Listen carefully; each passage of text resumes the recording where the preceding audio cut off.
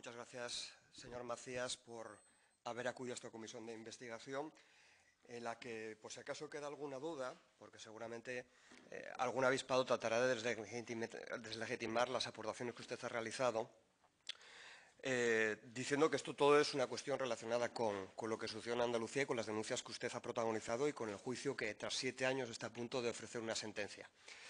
Lo más interesante de lo que usted ha venido a aportar a esta comisión de investigación, desde nuestro punto de vista, pasa por señalar no solamente las irregularidades y los mecanismos que se pueden repetir, sino también las dificultades que han encontrado las investigaciones de la corrupción y también la importancia de la respuesta desde la sociedad civil, porque usted forma parte, si no me equivoco, de una plataforma que trata precisamente, una plataforma llamada Por la Honestidad, que trata de alguna manera de recabar los testimonios que de forma aislada permiten componer un mapa de cómo ha sido el desvío de fondos, no solamente de una organización sindical en concreto, sino probablemente pues, de prácticas irregulares que han sido compartidas. La primera pregunta que querría hacer, por tanto, es, ¿usted tiene indicios de que esta mecánica se haya repetido en otras comunidades autónomas? ¿Puede servir lo que ha sucedido en Andalucía para prevenir y tratar la corrupción que pudiese estar asociada en los fondos de formación de otras comunidades autónomas?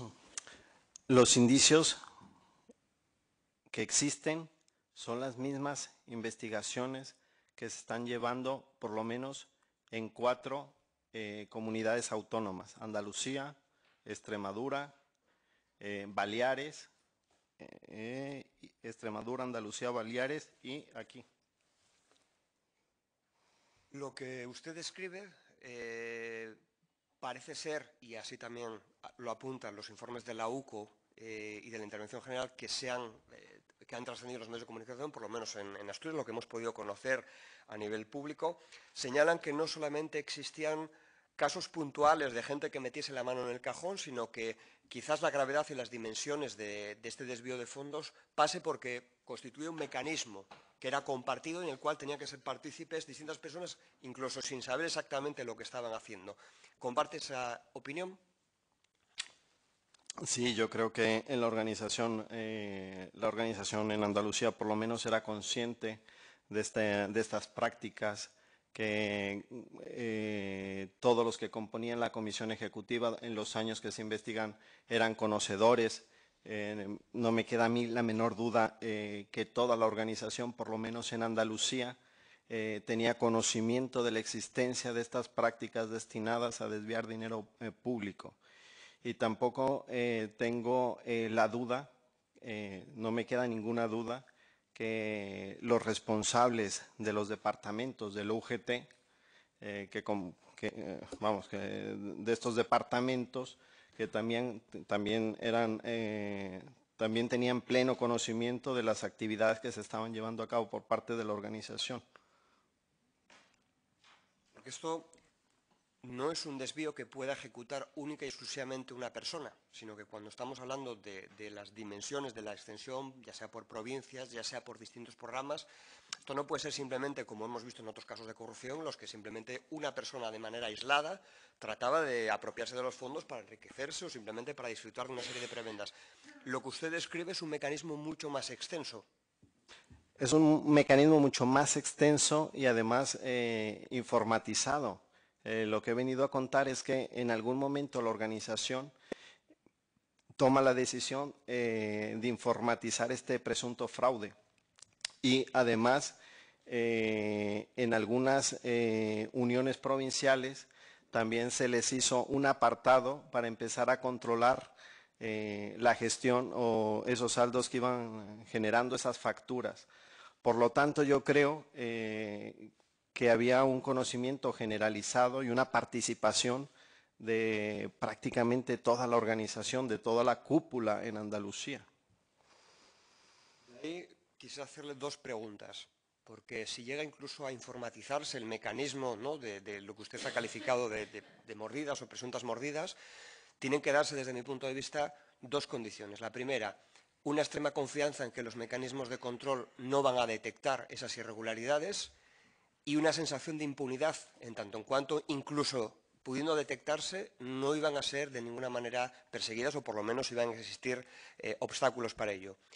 Respecto a lo primero, ¿los mecanismos de control existentes podían detectar este tipo de irregularidad o estaban pensados precisamente para no poder detectar este tipo de irregularidades?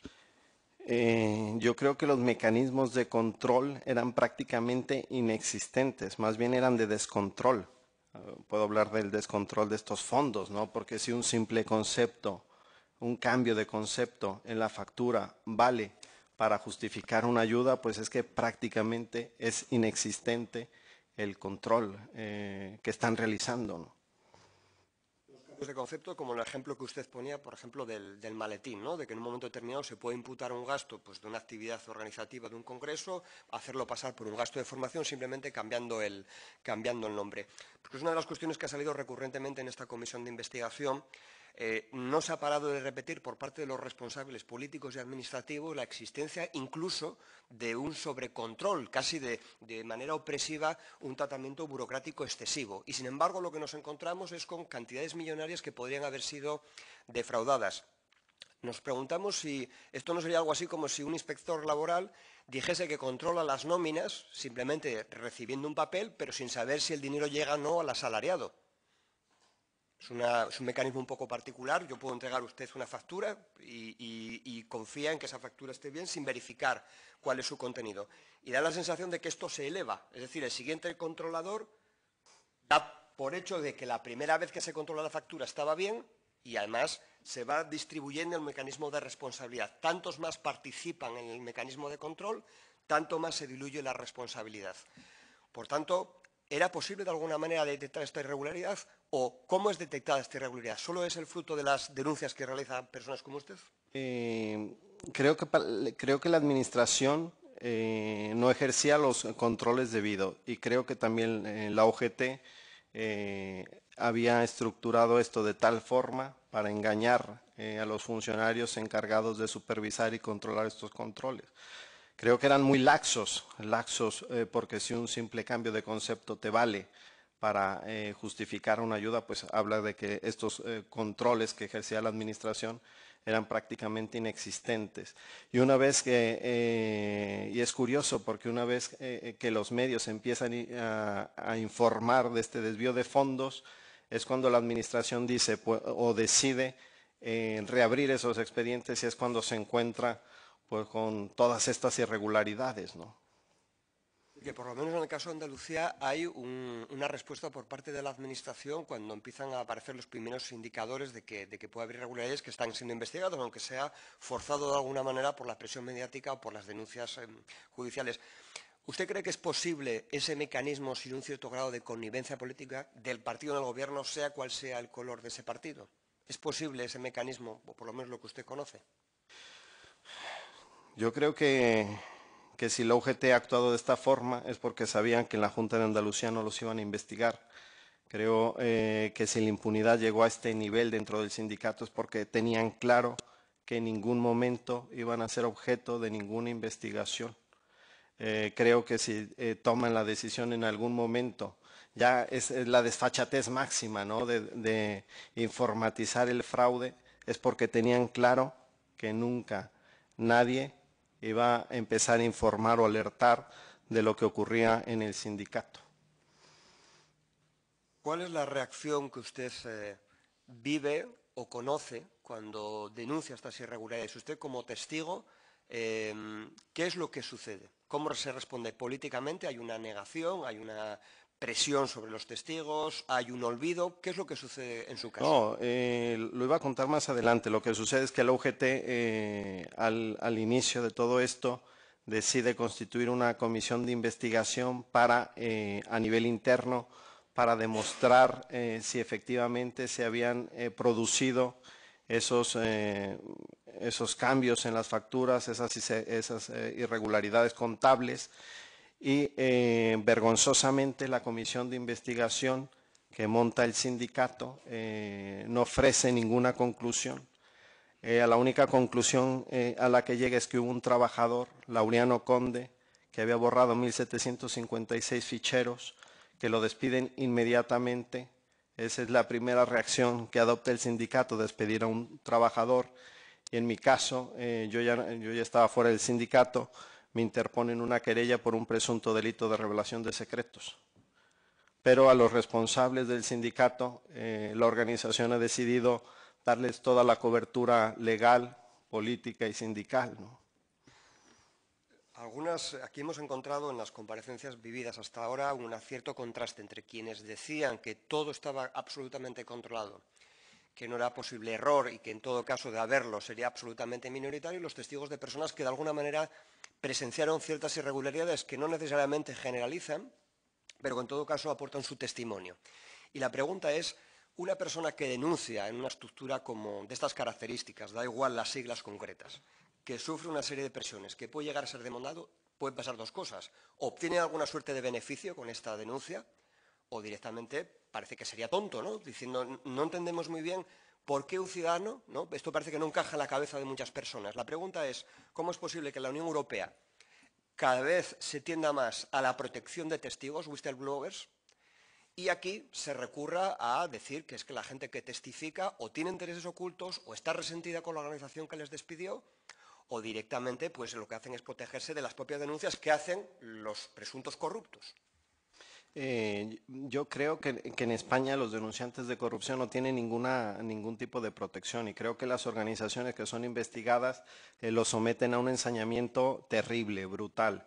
Creo que en el caso de UGT y en mi caso en concreto, pues yo he sufrido las consecuencias de ser la víctima de una casa de brujas, porque la organización jamás se ha centrado en sancionar o castigar a los presuntos responsables de este macro fraude. Ha cargado toda la responsabilidad contra mí. Entiendo que puede ser parte de una estrategia procesal para de esta forma inhabilitar pruebas y mi testimonio, ¿no? Ya que los medios y la misma Fiscalía Anticorrupción ha utilizado mi testimonio para imputar a la cúpula del sindicato en Andalucía, ¿no? Es decir, que se utiliza su información, y con esto termino para que vayamos bien de tiempo, se utiliza la información que usted proporciona y al mismo tiempo se carga contra usted. Es decir, que de alguna manera es fundamental, y esta es mi última pregunta, el papel de la sociedad civil para arropar a aquellas personas que se atreven a hacer frente para que no sean aisladas, para que no venga alguien a una comisión de investigación y se le diga, bueno, es que usted no pinta nada, está usted resentido con su organización, porque la lección que se extrae de eso por parte de cualquier otra persona que lo esté viendo es que vale más no denunciar, que sigan las cosas como están, y así llegamos a ese consenso en el cual no pasó nada. Estas comisiones de investigación no tienen sentido porque no hay nada que investigar, porque no queremos ni mirar cuál ha sido el fraude, y ya no el fraude del dinero desviado, sino la sociedad que se siente defraudada porque tan cantidad de recursos no sirvieron para su propósito. Claro. En el caso de UGT, me parece muy grave que se hayan producido estas prácticas, porque hablamos de fondos que venían destinados a formar a personas en una situación de vulnerabilidad laboral. Es muy grave que la organización, haya cargado de esta forma tan cruel contra un posible alertador de corrupción. Yo creo, y lo he comentado en algunos medios de comunicación, que el mensaje que mandaba la organización era silenciar o matar al mensajero, porque de esta forma nadie más se iba a atrever a denunciar o alertar o a informar de irregularidades. Si lo primero que ven los extrabajadores es que a la primera persona que señalan le intentan destruir o arruinar la vida, pues creo que el mensaje es claro, ¿no? Conviene más, es lo que pretenden, conviene más quedarse en silencio, callarse y mirar para otro lado, porque si no pones en riesgo, en grave riesgo, tu futuro profesional, tu vida familiar y tu economía, ¿no? Gracias, no hay más preguntas, y felicitarle por la valentía y por haber venido hasta Asturias a traernos una información muy valiosa para evitar que se vuelvan a repetir casos como el que usted ha sufrido. Muchas gracias. Gracias.